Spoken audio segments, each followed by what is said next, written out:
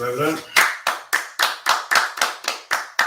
All right. Shalom, Yahweh Hashem Yahshua to the brothers. Shalom, Yahweh Hashem to the sisters. This is a DC's Monday history class.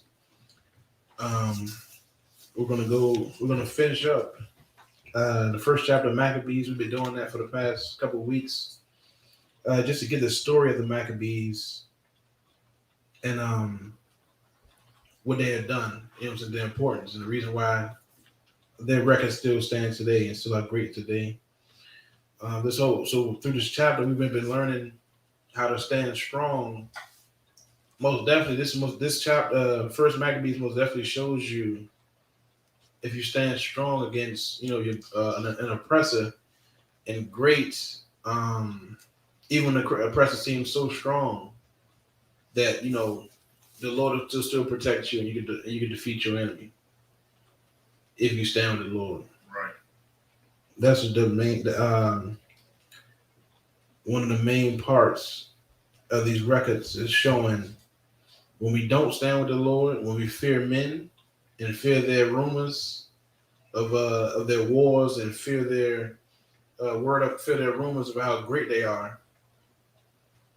That fear will make a man tremble, and once you do that, then you already have lost a battle. Right. You know what I'm saying? So that's what we learned here, and we're just gonna finish up. We got about 2 chapters left for First Maccabees, and we're gonna pick back up on First Maccabees chapter 14. Come on. First Maccabees chapter 14 and 1. Now in the 163 year, King Demetrius gathered his forces together and went into Media to get him help to fight against Tryphon.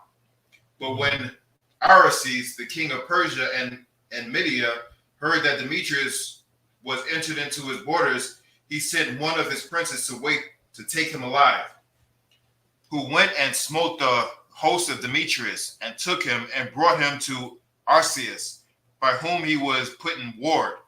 As for the land of Judea, that was quiet all the days of Simon, for he sought the good of his nation in such wise, as that evermore his authority and honor pleased them well.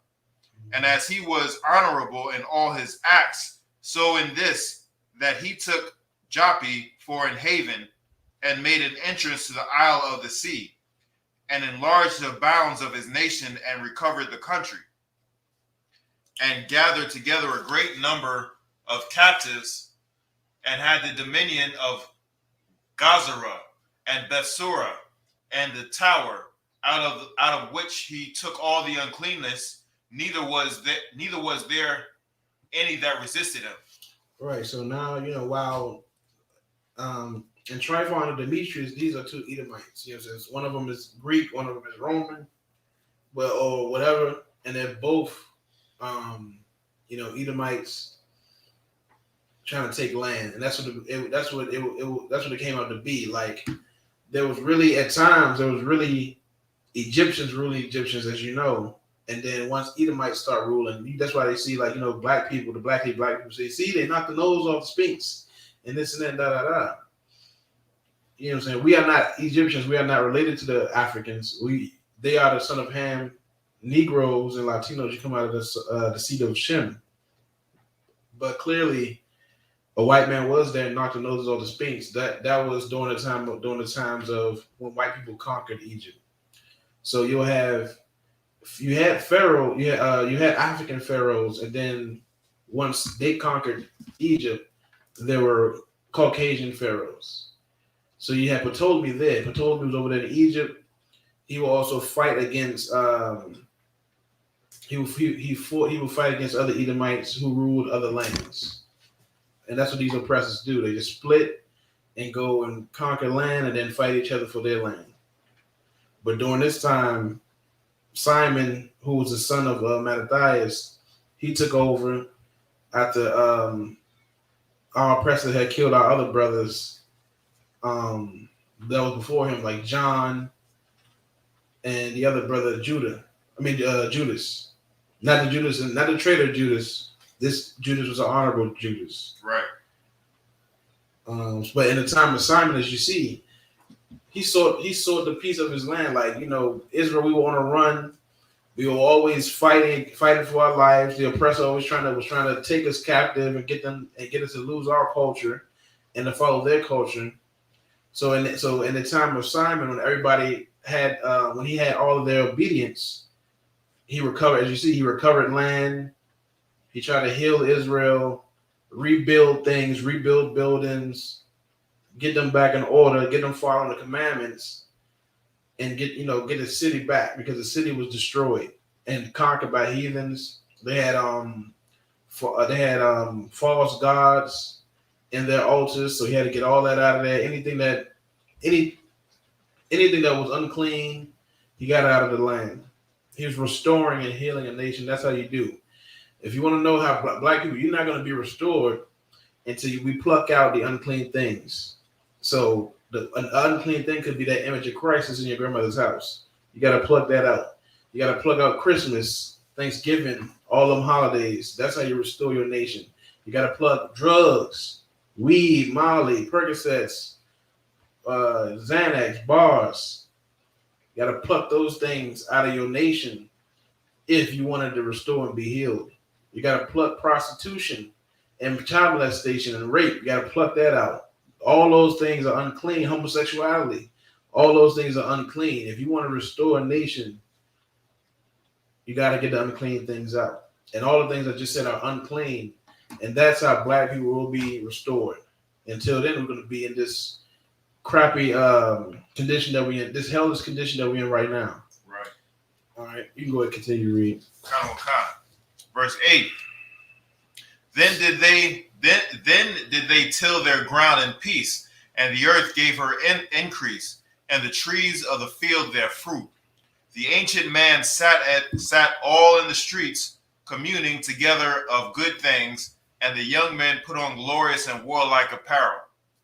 He provided victuals for the cities, and set in them all manner of munition, so that his honorable name was renowned unto the end of the world. He made peace in the land, and Israel rejoiced with great joy. For every man sat under his vine and his fig tree, and there was none to fray them. Neither was there any left in the land to fight against them. Yea, the kings themselves were overthrown in those days. Moreover, he strengthened all those of his people that were brought low. The law he searched out, and every contemner of the law and wicked person he took away. He beautified the sanctuary and multiplied the vessels of the temple. Now when it was heard at Rome and as far as Sparta that Jonathan was dead, they were very sore. They were very sorry. But as soon as they heard that his brother Simon was made high priest in his stead and ruled the country and the cities therein, they wrote unto him in the tables of brass to renew their friendship and the league which they had made with Judas and Jonathan, his brethren. Right, and this is like, Edomites just politicking, Rome, because John had made a oath with Rome, and then you had enemies. Greece was still alive. Rome was fighting against Greece, but hadn't fully destroyed Greece yet. So you still had Greeks and Romans roaming around. John and Judas, I believe Judas was first. Judas had heard the rumors of the strength of Rome, and he thought to join league with Rome because of this other enemies. So it's like, okay, if I join them, maybe they can help me fight these other enemies. So it was always a tug of war with the Greeks and the Romans, the other Edomites. They would be in competition with each other. Like one Edomite would hear that Israel joined league with them. The other Edomite would hear that and like, oh, well, you know what? Let me try to give Israel a better offer. Like Rome offering you protection and war, but okay, well, I'll give you this. You know what I'm saying? So because they knew whoever was joined with Israel was going to win because we were the chosen people. All right, so Jonathan had died, and then Rome was sore because they made a league with Israel. But when they heard his brother was dead, they wanted to, make sure the contract still stood. Go ahead. Verse 19, which writings were read before the congregation of Jerusalem. And this is the copy of the letters that the Lacedaemonians sent. The rulers of the Lacedaemonians with the city unto Simon the high priest, and the elders and priests and residue of the people of the Jews, our brethren, send greeting. Mm-hmm. The ambassador that were sent unto our people certified us of your glory and honor. Wherefore we were glad of their coming, and did register the things that they spake in the council of the people in this manner. Numanius, son of Antiochus, and Antipater, son of Jason, the Jews' ambassador, came unto us to renew the friendship that they had with us, and it pleased the people to entertain the men honorably, and to put the copy of their ambassage in public records, to the end the people of the Lacedaemonians might have memorial thereof. Furthermore, we have written a copy therefore unto Simon the high priest. Right. So now this is them now just trying to keep that over, make sure the treaty is still stands. Go ahead. Come on, verse 24. After this, Simon sent Numanius to Rome with a great shield of gold of 1,000 pound weight, to confirm the league with them. Whereof, when the people heard, they said, what thanks shall we give to Simon and his sons? For he and his brethren and the house of his father have established Israel, and chase away and fight their enemies from them, and confirm their liberty. So then they wrote it in tables of brass, which they set upon pillars in Mount Sion. And this is the copy of the writing. The 18th day of the month of Elul, in the 103 year, being the 3rd day of Simon the high priest, at Saramel, in the great congregation of the priests, the people, and rulers of the nation, and elders of the country, were these things notified unto us. For as much as oftentimes there have been wars in the country, wherein for the maintenance of this sanctuary and the law, Simon the son of Mattathias of the posterity of Jared, together with his brethren, put themselves in jeopardy, and resisting the enemies of their nation, did their nation great honor. Verse 30. For after that, Jonathan, having gathered his nation together and been their high priest, was added to his people.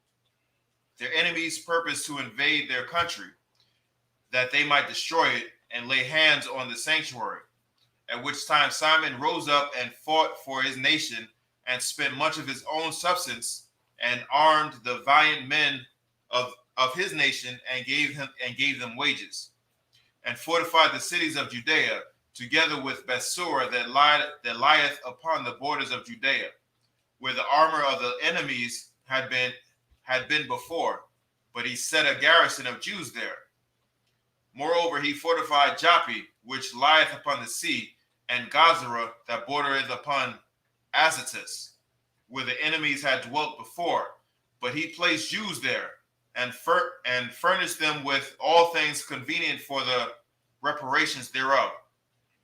The people therefore, seeing the acts of Simon, and unto what glory he thought to bring his nation, made him their governor and chief priest, because he had done all these things, and for the justice and faith which he kept to his nation. And for that he sought by all means to exalt his people.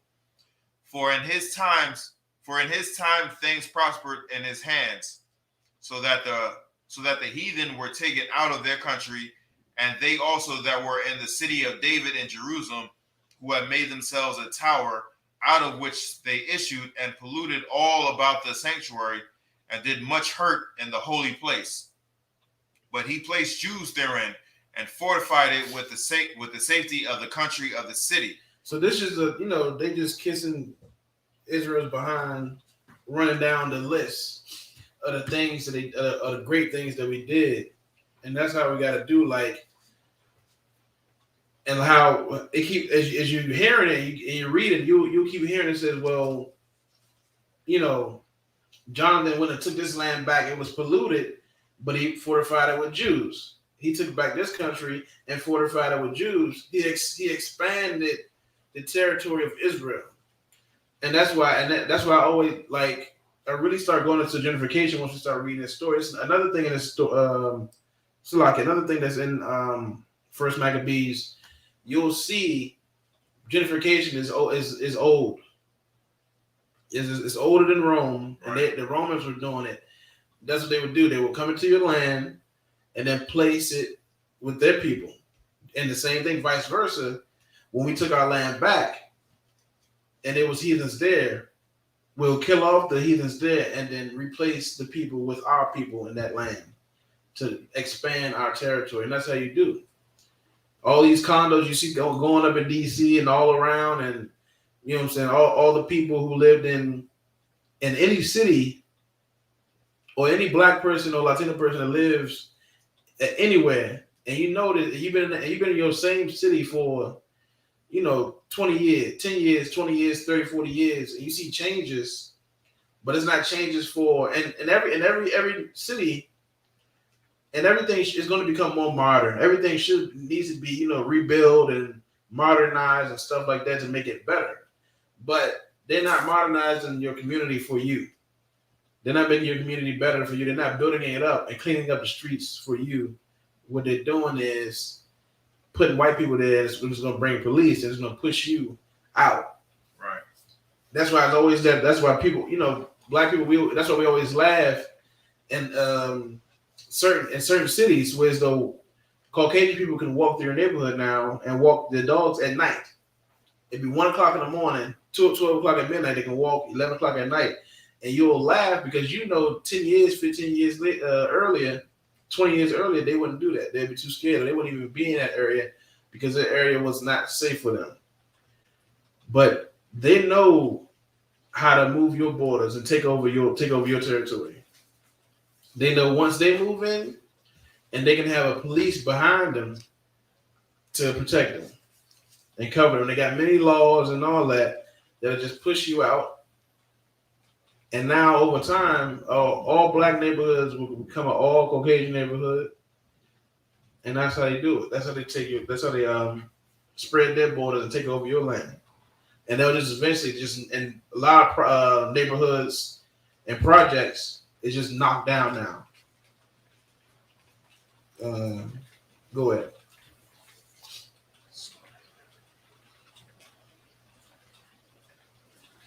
Khan. Verse 30. It's like verse 29. For as much as oftentimes there have been wars in the country, wherein for the maintenance of their sanctuary and the law, Simon the son of Mattathias for the prosperity of Jareb, together with his brethren, put themselves in jeopardy and resisted the enemy of their nation, did their nation great honor. For after that, Jonathan, having gathered his nation together and been their high priest, was added to his people. Their enemies purposed to invade their country, that they might destroy it and lay hold of the sanctuary. At which time Simon rose up and fought for his nation and spent much of his own substance. It's like I believe I read that part. Mm-hmm. What verse you at? I believe I'm at in the middle of 36, but I'm gonna start top of verse 36. Okay. Second Maccabees chapter 14. First Maccabees chapter 14 and 36. And if you listen closely to First Maccabees 14 and 36, it says Simon rose up and fought for his country. That's what we got to do. The reason why black people, that's the reason why we failed, especially during segregation, is because you had a black leader who fought for integration. Right. Like, if you read First Maccabees, the whole book of First Maccabees, you'll see they use integration as a war tactic, as a strategy. Okay, all black neighborhood, y'all used to this kind of black restaurants. All of y'all have this kind of culture.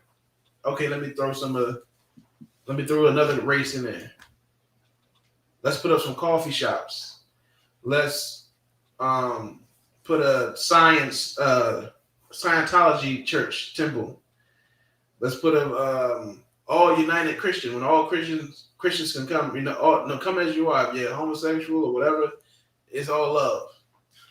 Put a rainbow on the church, a rainbow flag in front of the church. When you integrate into another neighborhood, and when people come in who are not your people, it's going to be a mess. Right. And if the Lord is not with you, they're going to end up taking over your neighborhood within time. But you got to stand up and fight. Now, the thing I brought up when I talked about integration earlier, Martin Luther King, like if he would have said, no, we need to stay segregated, we would have been stronger. But with integration, we lost everything. You know what I'm saying? Go ahead and read. Come on, verse 36. Mm-hmm. For in his time things prospered in his hands, so that the heathen were taken out of their country, and they also that were in the city of David in Jerusalem, who had made themselves a tower out of which they issued and polluted all about the sanctuary, and did much hurt in the holy place. See, it said that he took the heathen out of the country, and when the heathens was there, they took over the temples and the towers, and they polluted it with their culture. And their culture is disgusting and not holy at all. Right. You know what I'm saying? That's why a good example is, where you at. I mean, like, especially in DC, if you have the Rainbow Parade, the Pride Parade, you have all these different parades and things that have nothing to do with the Most High, but it's the worship of another God. Or it's the worship and celebrate filth. That's a good example of a city being polluted. Go ahead. Verse 37. It's like, and they legalized marijuana, and then now, like 10 years ago, 10 or 15 years ago, people weren't so bold to smoke in a city. Like, people would smoke weed in their neighborhoods or in the house or in their backyard or something like that. But now, people in the alleys. Now you'll walk down the street across in front of an establishment, and they roll up and smoke weed right there, right in front of Starbucks, right in front of Chipotle, right in front of whatever establishment, whatever company, right in downtown. People are bold and they rolling up and smoking right there. They don't care no more. That's polluting the city. Go ahead. Verse 37.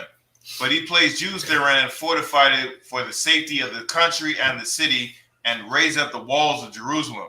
King Demetrius also confirmed him in the high priesthood according to those things.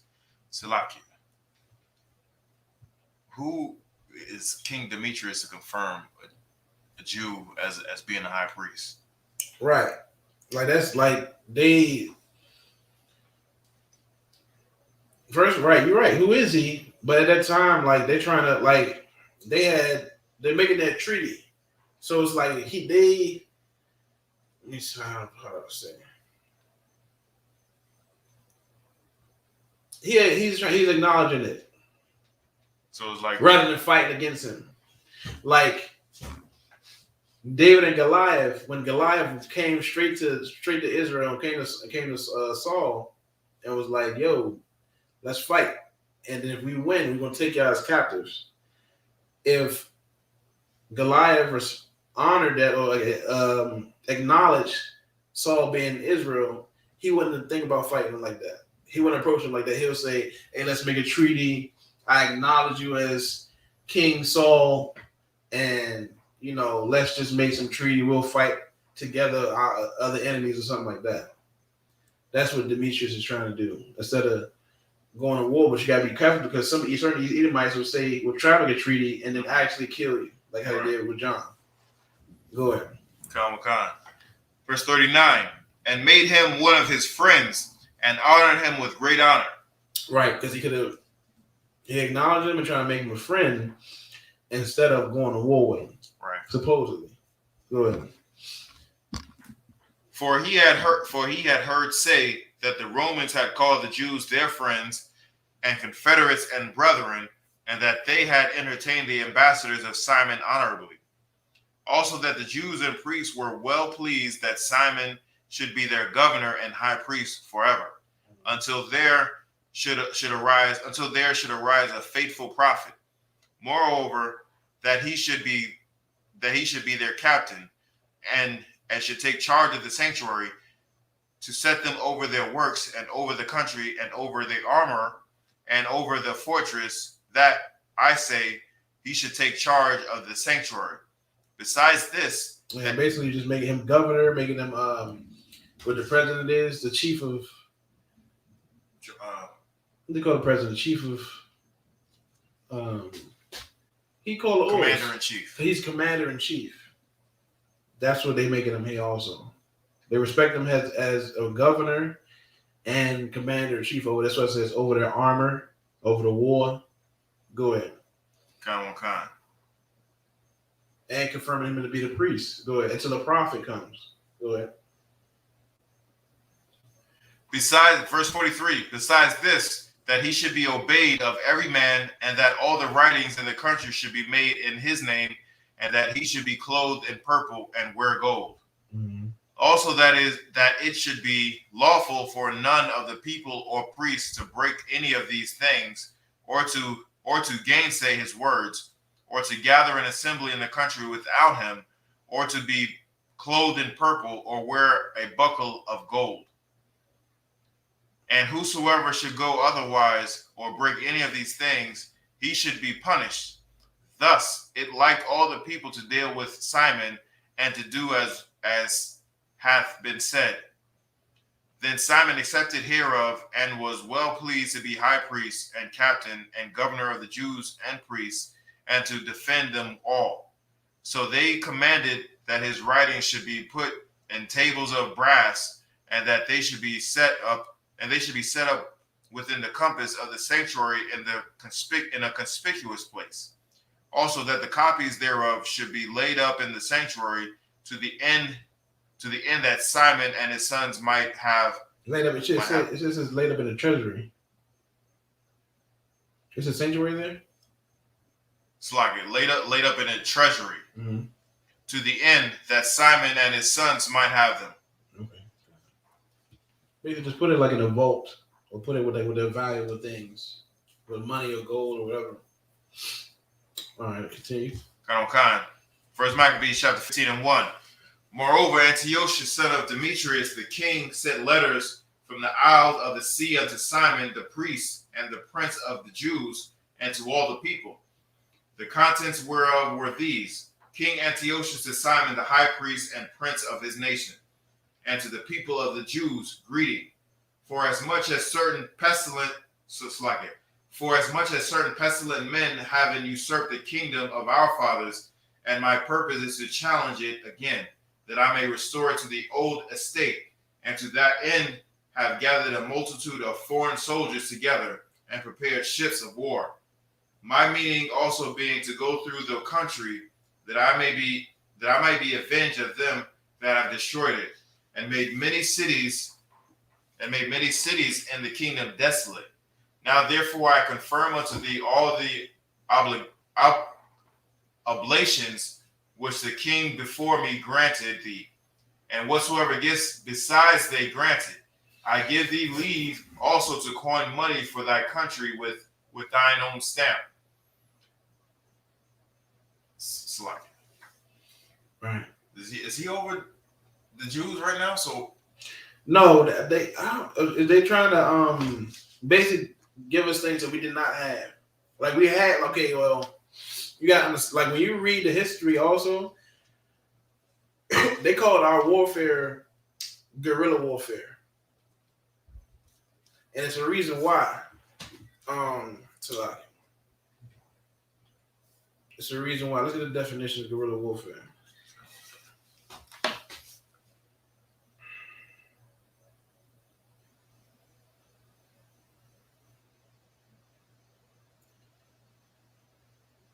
Right, guerrilla warfare is a form of irregular warfare in which small groups of combatants, such as paramilitary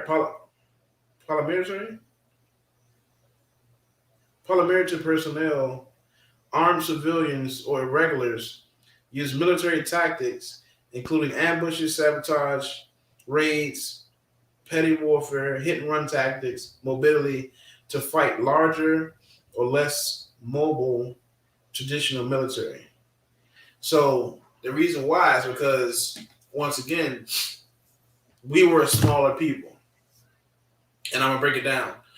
Like, we was like, as you see, we had to get borders back, fight and get borders back. We were small, and then the more we was able to release the people who was captured by these other cities, because we was going to several and many different cities to go and free our people. The fight, because they had our people, as captive there.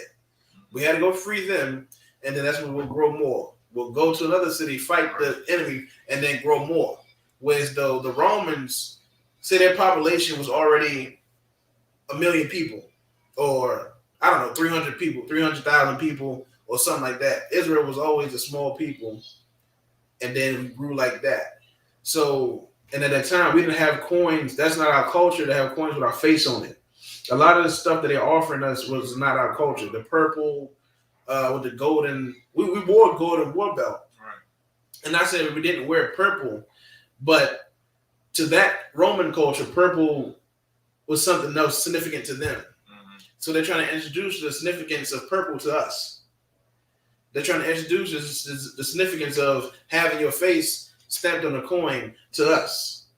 So a lot of things that they're offering, like you saying, like, who is he to give us coins and all that? These are stuff that we did not have.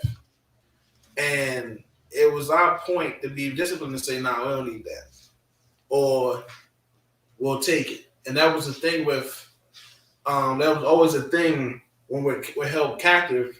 We're learning, we read ancient Hebrew, and we also read Assyrian Hebrew, because it's switched in Assyria.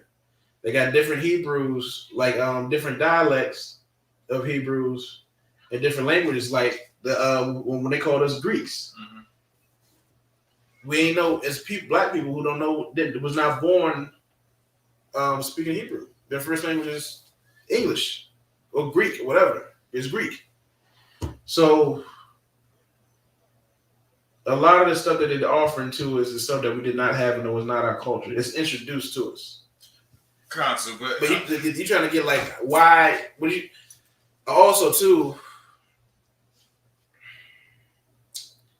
it's because they were a stronger military might.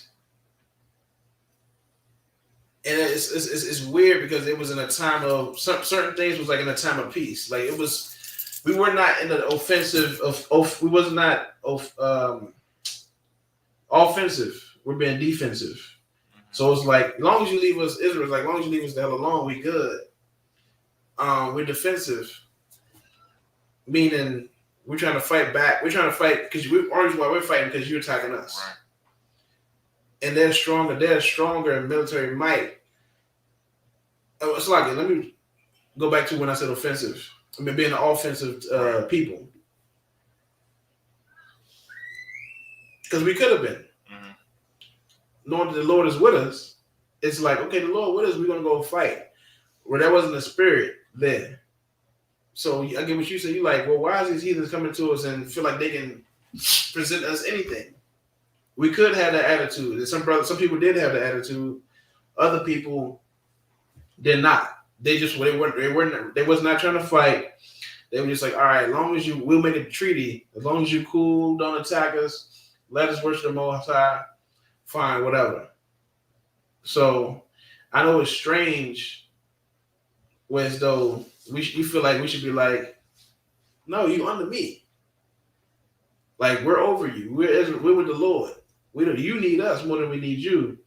But during that time and other times in the Old Testament, you'll see, because we was a smaller people, it's different reasons. One reason because of being a smaller people, it's like you're just trying to survive. Right. You're not trying to cause any trouble. That's one of the reasons why we would be peaceful with heathens, because we were a smaller people, and they were stronger than us. Not really, the Lord was with us, but they were stronger than us within population. But to answer your question, D is like it's a lot like right now, like in our life now, like a lot of stuff that's introduced to us that's not our culture. So, I don't know, Tesla or something. Say we see a Tesla and that's not our culture, but we're like, okay, we'll take it. What's this? All right. Any other stuff like little things that's another culture, Toyota or something. You know what I'm saying? Something that's another culture, but we'll take it. Like, okay, we'll give you this. We'll give you a Tesla. And we're like, all right, cool. We like that. Something like that. Instead of but, we could be like, we could make something better than Tesla. That's what you want. No lies. Well, yes, that's what but it just seems like they coming to us and be like, hey, we're gonna give you the opportunity to take this as long as you're with us. That's how it seems like. But this is we're reading this a second offer also too. So the first offer was from the Romans, and the second was also, but it's not the first time. The Romans always will offer something, and then Demetrius will come and try to offer something. I'm like, look, now Demetrius like, I'll cover whatever the hell they offer, plus I'll give you a coin with your face on it. Because we didn't have this. Right here. Let me see. It's kind of like the Pablo Escobar type deal. That's the kind of vibe that I'm getting, that I'm reading from this. I might be wrong, but it just seems like you're going to either take this gift that I'm giving you, or I'm going to destroy you. I mean, they're not really saying that because they know we already went to war. They're begging because they know that we are important. It's in fear. Because whoever we side with, they're going to be in fear. It's like, because Demetrius like, oh, damn, they were the Romans. The Romans want me. So let me go in. Here's a so-called like a bust of Demetrius, of King Demetrius. And I'm trying to show a coin, because they got coins with their face on it. There you go. So this is a coin here. We didn't have this in Israel. So they will offer this. Like, that's Demetrius right here, his ugly face on here. And he's saying, I'll give you this, Simon. I'll give you gold with your stamp on it. It's more of a, like Israel wouldn't do that. We wouldn't, make grave images or put our face on a coin. That's going too far with it. But Esau is so like arrogant and want everybody to know that he rules something. So he's gonna put his face on the damn money. That's their culture. That was not our culture to put our face on their money. We had any questions or anything? Lot, sir. Okay, go ahead. Okay. Verse 6. I give thee leave also to coin money for thy country and thine own with thine own stamp. And as concerning Jerusalem and the sanctuary, let them be free, and all the armor that thou hast made, and fortresses that thou hast built, and keepest in thine hands, let them remain unto thee. And if anything be or shall be owing to the king, let it be forgiven thee from this time forth and forevermore. Furthermore, when we have attained our kingdom, we will honor thee and thy nation and thy temple with great honor. And this is the thing too. So what you're saying, it is like we still know, even though we're winning and fighting back, we were still freshly slaves. It's the same thing as when slavery was free. Like, you was free from slavery, but then it was like you had nowhere to go. So now you got sharecropping.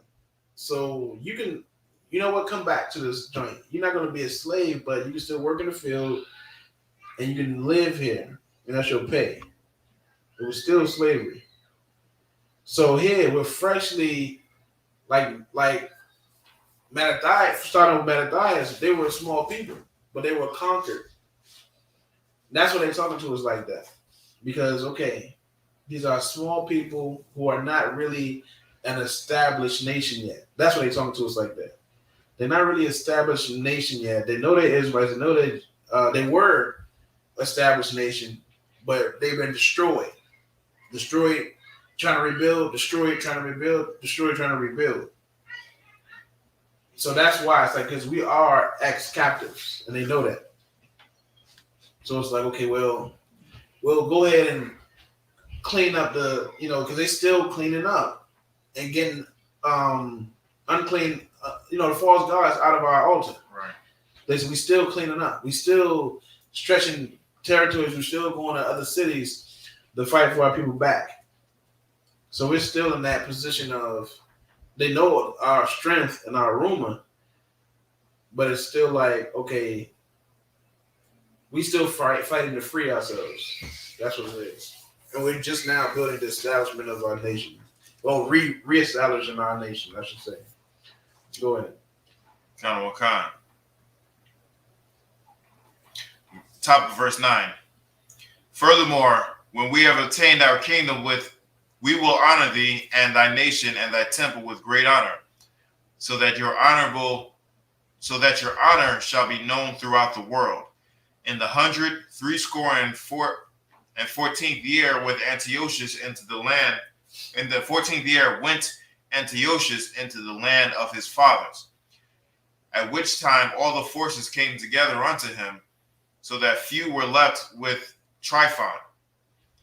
Wherefore, being pursued by King Antiochus, he fled unto Dora, which lieth by the seaside.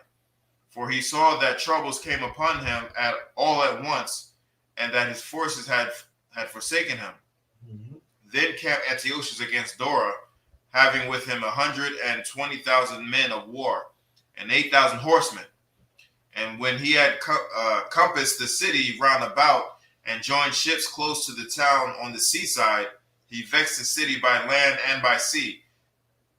Neither suffered he any to go in or out. In the mean season came Nemenius and his company from Rome, having letters to the kings of the countries, wherein were writings these things. Lucius, consul of the Romans, unto King Ptolemy, greeting. The Jews' ambassador, our friends and confederates, came unto us to renew the old friendship and league, being sent from Simon the high priest and from the people of the Jews. And they brought a shield of gold of 1,000 pounds.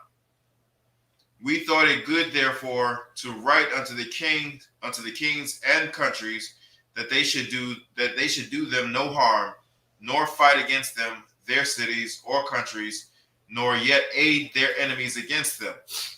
It seemed also good to us to receive the shield of them. Right. So do you see here, it said, nor to aid their enemies against them, so they're trying to make a deal that Rome, and now, the Romans are sending this around to different Edomites, to Ptolemy and different Edomites, like, look, this is the thing they made with us, the gold that they made with us, and the oath that we won't join enemies with the enemies and fight against the Jews. Go ahead. Verse 21. If therefore there be any pestilent fellows that have fled from their countries unto you, deliver them unto Simon the high priest, that he may punish them according to their own law.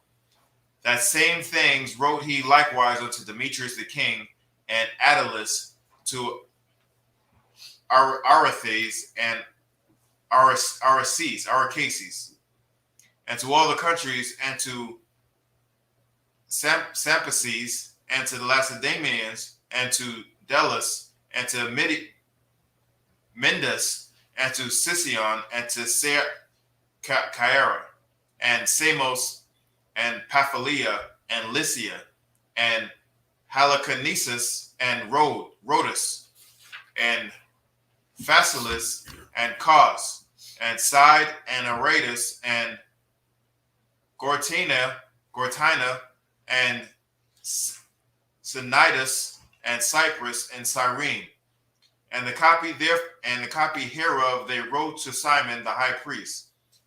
So Antiochus the king camped against Dora the second day, assaulting it continually and making engines, by which means he shut up Tryphon, that he could neither go in nor out. Verse 26. And at that time Simon sent him 2,000 chosen men to aid him. So see, and that was a goal. The goal was like Judas. He heard how strong these Romans were, and would use them to fight against Demetrius and other Edomites and other, not even Edomites, also the Persians or any other enemies. Was like, you know what, Rome is greater than the Persians and the Medes. Rome is greater than the Greeks. You know, he's hearing about it, and it's like that's the thing they wanted to keep the Romans.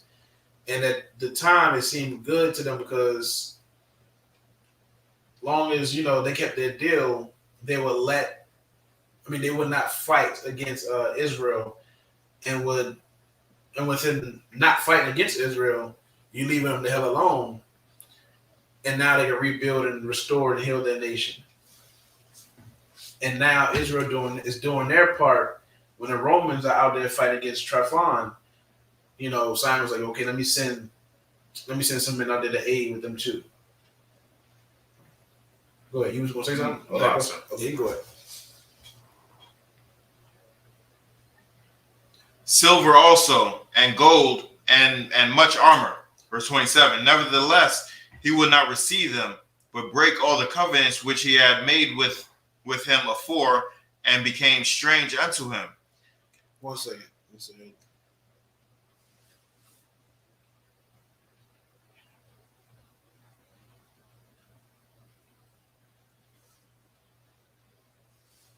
Go ahead, read on. Let's see who.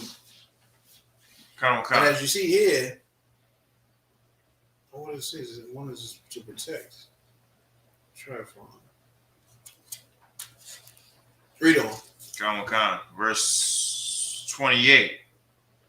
Furthermore, he sent unto him Athanabeus, one of his friends, to commune with him, and say, Ye withhold Joppa and Gazara, with the tower that is in Jerusalem, which are cities of my realm. The borders thereof ye have wasted, and done great hurt in the land, and got the dominion of many people, many places within my kingdom. Now therefore deliver the cities which ye have taken, and the tributes of the places whereof ye have gotten dominion without the borders of Judea. Or else give me for them 500 talents of silver, and for the harm that ye have done, and the tributes of the city, other 500 talents. If not, we will come and fight against you. So Antiochus, the king's friend, came to Jerusalem. So Athanabeus, Athanabeus, the king's friend, came to Jerusalem, and when he saw the glory of Simon and the cupboard of gold and silver plate, and his great attendance, he was astonished, and told him the king's message. Then answered Simon and said unto him, We have neither taken other men's land, nor holden that which appertaineth to others, but the inheritance of our fathers, which our enemies had wrongfully in possession a certain time. Wherefore we have opportunity, hold the inheritance of our fathers. And whereas thou damnedest Joppa and Garza, albeit they did great harm unto the people in our country, yet we will give 100 talents for them. Hereunto Athanabeus answered him not a word, but returned in a rage to the king, and made report unto him of these speeches, and of the glory of Simon, and of all that he had seen. Whereupon the king was exceeding wroth. In the meantime, fled Tryphon by ship unto Orthoseus. Then the king made Cenebius captain of the sea coast, and gave him a host of footmen and horsemen, and commanded him to remove his host toward Judea. Also, he commanded him to build up Sidron and to fortify the gates and to war against the people. But as for the king himself, he pursued Tryphon. So Sindabius came to Jamina and began to provoke the people and to invade Judea and to take the people prisoners and to slay them. And when he had built up Sidron, he set horsemen there and an host of footmen. This is Salaki. This is King Antiochus. King Antiochus was the one who refused the aid of Simon, and he's the one who's following and pursuing Tryphon. That's when you hear the king right now is talking about Antiochus. Go ahead. To the end that issuing out they might make outroads upon the ways of Judea, as the king had commanded him. First Maccabees chapter 16 and 1. Then came up John from Gazara and told Simon his father that Sindabius had, and told Salakia. Then came up John from Gazara and told Simon his father what Sindabius had done. Wherefore Simon called his two eldest sons, Judas and John, and said unto them, I and my brethren and my father's house have ever from your youth unto this day fought against the enemies of Israel. And things have prospered so well in our hands that we have delivered Israel oftentimes. But now I am old, and ye, by God's mercy, are of a sufficient age. But ye instead of me and my brother, and go out and fight for our nation, and the help from heaven will be with you. So he chose out of the country 20,000 men of war with horsemen, who went out against Sindabius and rested that night at Modin. Verse 5. And when when as they rose in the morning and went into the plain, behold, a mighty great host of footmen and horsemen came against them. Howbeit there was a water brook betwixt them. So he and his people pitched over against them. And when he saw the people were afraid to go over the water brook, he went first over himself. And then the men, seeing him pass through after them. That done, he divided his men and set the horsemen in the midst of the footmen, for the enemy's horsemen were very many. So, Salaki. Then sounded they with the holy trumpets, whereupon Sindabius and his hosts were put to flight, so that many of them were slain, and the remnant got them to the stronghold. At that time was Judas' brother John wounded, but John still followed after them until he came to Sidron, where Sindabius had built. So they fled even unto the towers in the fields of Azotus, wherefore he burnt it with fire, so that there were slain of them about 2,000 men. Afterward, he turned into the land of Judea in peace. Moreover, in the plain of Jericho was Ptolemaeus, the son of Ababus, made captain, and he had abundance of silver and gold, for he was the high priest's son-in-law. Wherefore his heart being lifted up, he thought he to get the country to himself, and thereupon consulted deceitfully against Simon and his sons to destroy them. Now Simon was visiting the cities that were in the country and taking care for the good ordering of them, at which time he came down himself to Jericho with his sons, Mattathias and Judas, in the 167th year, in the 11th month, called Shabbat. Whereupon Sabbat, where the son of Abubus received them deceitfully into a little hold called Docus, which he had built, made them a great banquet, howbeit he had hid men there. So when Simon and his sons had drunk largely, Ptolemy and his men rose up and took their weapons and came upon Simon in the banqueting place and slew them and his two sons and certain of his servants. in which doing he committed a great treachery and recompensed evil for good. Right. Then, This is an Israelite, but he has an Edomite name, Ptolemy. Go ahead. Count, verse 17. Verse 17, in which doing he committed a great treachery and recompensed evil for good. Then Ptolemy wrote these things and sent to the king that he should send him an host to aid him, and he would deliver him the country and cities. He sent others also to Gazara to kill John, and unto the tribunes he sent letters to come unto him, that he might give them silver and gold and rewards. And others he sent to take Jerusalem and the mountains of the temple. Now one had run afore to Gazara, and told John that his father and brethren was slain, and quoth him, but Ptolemy had sent to slay thee also. Hereof, when he heard, he was sore astonished. So he laid hands on them that were come to destroy him, and slew them, for he knew that they sought to make him away.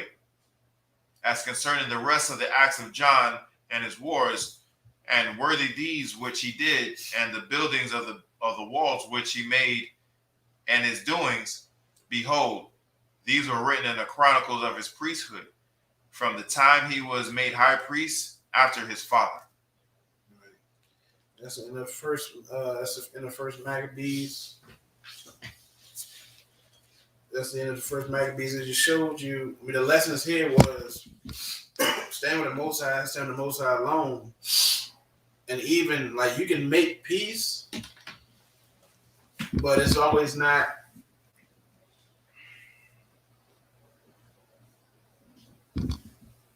Well, it's really gonna be warfare.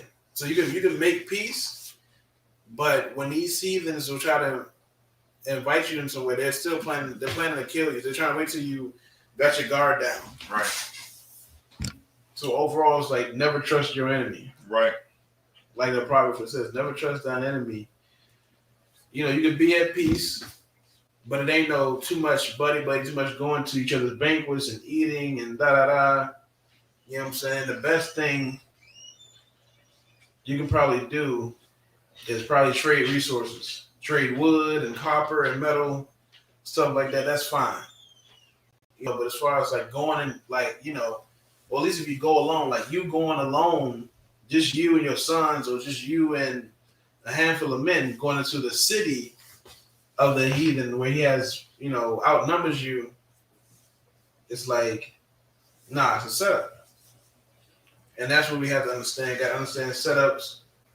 Every time we join hands with our enemy, it was a setup. The Martin Luther King with the integration, it was a setup.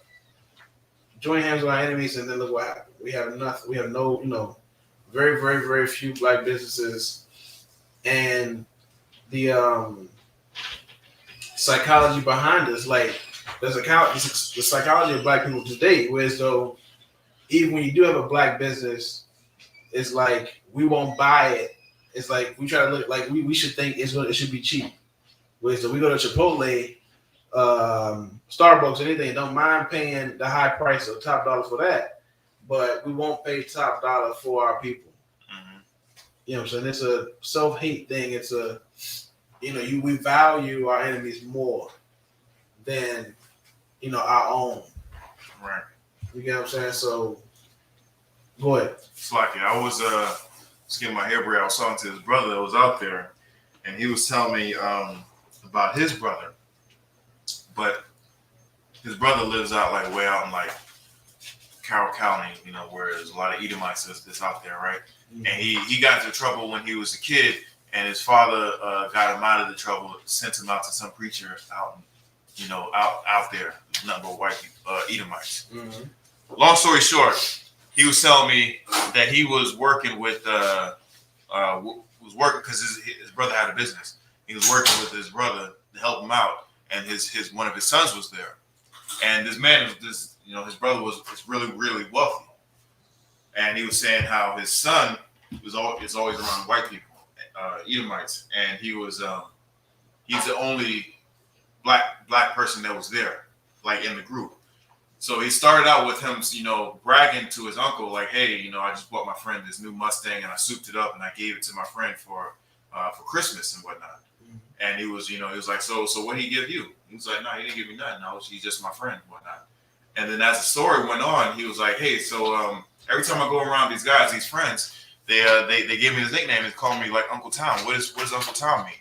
He was like, everybody, he was like, "What? So you saying the dude that you just gave a car to, you said he calls you Uncle Tom?" "Yeah, all my friends. I think that's a good nickname, but I don't know what it is."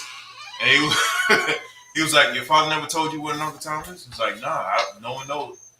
That's crazy. So he basically broke it down, but he was like, "Man, all these people aren't your friends. The people that you just gave a car to, they wouldn't even invite him to his house. Wouldn't even invite him to his house." You said where'd he go? You don't know where they moved him at? Oh, there was in somewhere like Mary, St. Mary's County, somewhere out. It's in Maryland. Shalom, Captain. Shalom. Right. That's crazy. And even when that dude was young. So the friend right now that gave the dude the Mustang, you said that he's wealthy. The son is wealthy. No, the dude that was there. His brother is wealthy, and he was saying his son, because his father's wealthy, so he gives some money and whatnot. Mm-hmm. His son bought him a car, bought his friend a car, his little school friend a car, souped it up, and just gave it to him. But this kid is not allowed at that guy's house. Like he's not allowed to come over there and whatnot. And whenever he comes around, these Edomites, they all call him Uncle Tom. But he don't know what Uncle Tom is. Sounds like Edomite behavior. Sounds like it. And when his father first got moved out there, it was like in the 50s, 60s. They used to burn crosses in his house. But now he looks at them in high regard, and he totally craps on his family, the rest of the family, and everybody else. If you're not white in his eyes, he don't want nothing to do with you. He only talks to his family because it's his family.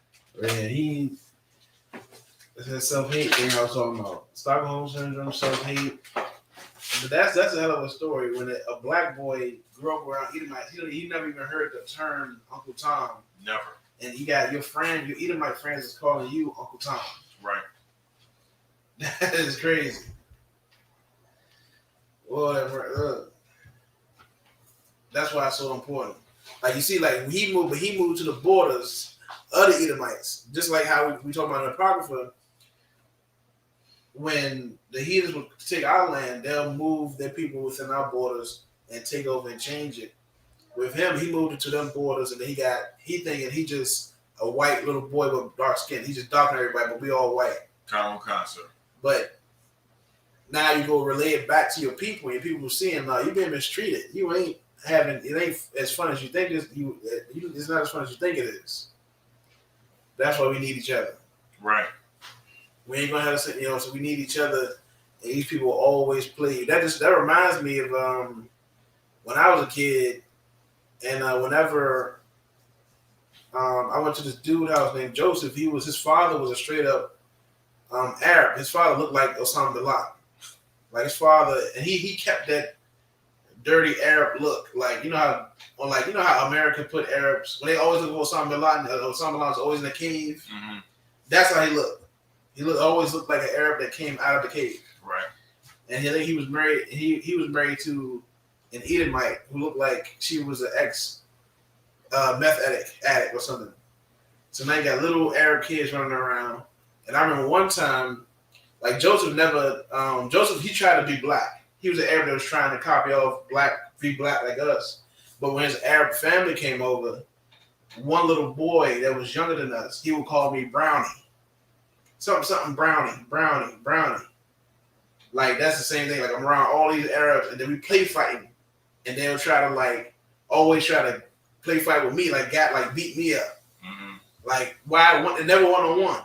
It was always they ain't not harming me, but we play fighting. But you can see it's in the spirit of what they try. I can see what they're trying to do. Right. And the little one, he the only one, like the youngest one, he had like his older brothers know not to say something, not to blurt out something racially like that. But the younger one, he gonna blurt it out. See what I'm saying? Brownie. It just showed me like, okay, let me not hang around these Arabs. You know what I'm saying? It just shows you that you should be around your people. Right. That's just what it is. You know what I'm saying? Integration is not healthy. You know what I'm saying? It's just gonna destroy you. But that will pass the class of priest and also McQuarrie. God. Even tigers don't hang with lions. God. Right. God, I'm saying even tigers don't hang with lions. And how many species of ants are God. there? Sugar ants don't hang with the bullet ant. Right. Come, sir. You're totally right, man. Go ahead. Go ahead. You Go ahead. God. But that has happened the same that story right there. They straight out call him Uncle Tom, and he don't even know what the hell that means. And he thinks it's a cool thing because he don't know what it is. He just wants something, a label, acceptance. Security announcements. We are the Israelite School of Universal Practical Knowledge, of 1 West 125th Street, and Commander General YAHANNA. New rules for brothers and sisters. When a new brother or sister comes to the school, they are off limits for 6 months. They are to be saluted only. They are here to shed themselves of the world. After 6 months, if a brother or sister has an interest in a particular person, he or she must get permission from the head to speak to a brother or sister. There is another 6 months in which the brother or sister will court each other. After this 6-month period, the brother or sister will get permission from the head to marry. Tithes, which is a commandment. You can find this in Numbers chapter 18 and 21 and Malachi 3, 8 through 10. Means 10th in Hebrew and is pronounced ma'ashra. 10% of every penny of any increase the Lord gives you, give to the treasury department or teacher. Priest fund, free will offering for priests, not mandatory, whatsoever amount you would like to give. Upcoming holy convocation is a memorial of the blowing. The memorial of the blowing of trumpets, which is the first day of the 7th month, which is Monday, September 6th, 2021. You can find this in Leviticus 23, verse 24 and 25. The upcoming cookouts the next one is New York, which is August 19th through the 21st. Following that is Texas, October 7th through the 10th. Following that is Las Vegas, November 11th through the 14th. And the final one for this year will be Florida, which is in December 2nd through the 6th.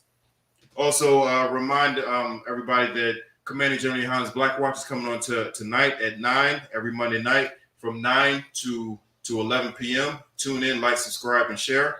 Do you have anything to say, sir? Nope. Khan.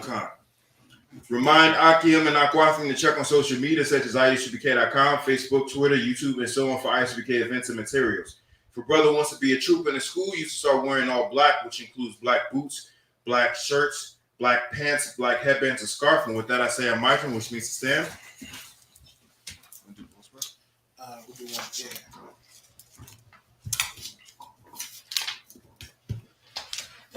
Wapanya Hakwadam, which means turn and face the east. We're going to say the Lord's Prayer first in Hebrew. Repeat after me. Abanaw. Shabbat Shemayim. Kodash. Haya. Shemka. Yahweh. Malakavka. Taba'ah. Ratazaka. Haya. Aisha. Barataza. Kawa. Haya. Bashemayim. Natamnanaw. Lakam. Ka. Yawam. Wasalakinaw. Kawawatinaw. Kasalakinaw. Kawawatinaw. Wala'ah. Tabi'ayinaw. Banasaya 1. Abba. Hawashayinaw. Mayan. Rai. Kaya. Laka. Hamalakwa. Wa'ala. Watapara. Wa'ayamya. Aman. In English, our Father, which art in heaven, hallowed be thy name. Thy kingdom come. Thy will be done. In earth. As in heaven. Give us this day. Our daily bread. And forgive us of our debts. As we forgive our debtors. And lead us not into temptation. But deliver us from evil. For thine is the kingdom. And the power. And the glory. Forever. So be it. With that, we'll say Sar, which means a turn. We're going to give one crazy salute to the teacher. Men of Israel, Mighty Shabbat, Imajim, Barak, Yahweh Ba'Shem Yahshua Barakatah, Yahweh Ba'Shem Yahshua Barakatah, Yahshua Matah, class dismissed.